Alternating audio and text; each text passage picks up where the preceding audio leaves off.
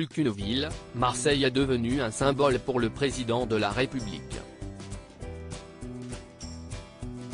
La cité phocéenne est à nouveau tristement au cœur de l'actualité après la mort de Sokaina, une jeune femme de 24 ans victime ce dimanche 10 septembre d'une balle perdue dans une affaire de règlement de compte et de narcobanditisme dans la cité Saint-Is. Une affaire qui écorne les actions mises en place par Emmanuel Macron qui, depuis son premier mandat, tente de redorer le blason de la deuxième ville de France.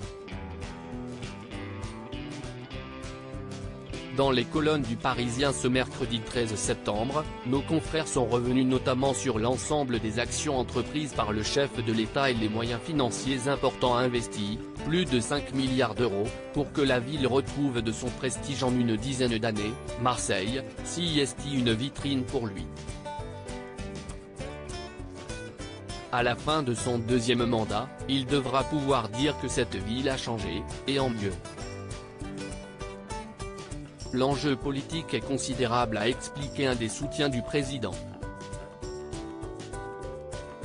Mais la tâche est immense, peut-être trop grande pour un seul homme, on met l'argent mais force est de constater qu'on a aussi perdu le pouvoir dans certains quartiers devenus des no-go zones, zones de non-droit, note de la rédaction.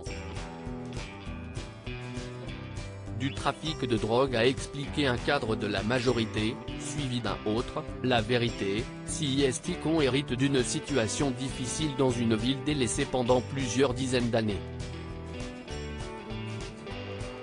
Pas question pour autant pour Emmanuel Macron, qui recevra prochainement le roi et la reine d'Angleterre en France, de lâcher l'affaire.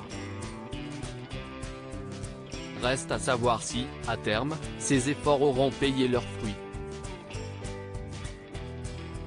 Découvrez les femmes qui ont compté dans la vie d'Emmanuel Macron. Emmanuel Macron, cette bataille qu'il doit gérer autour de sa succession, mais Marseille n'est pas le seul problème qu'Emmanuel Macron doit affronter.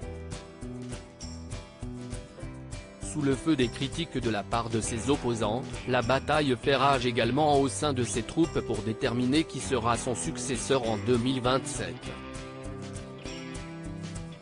Alors que les sondages laissent présager une préférence de la population pour son ancien Premier ministre Édouard Philippe, d'autres tentent de tirer la couverture médiatique à eux, comme son ministre de l'Intérieur Gérald Darmanin. Une lutte intestine qui ne fait que commencer et qui risque de connaître une multiplication de ses prétendants au titre. Crédit photo, Stéphane Le Mouton.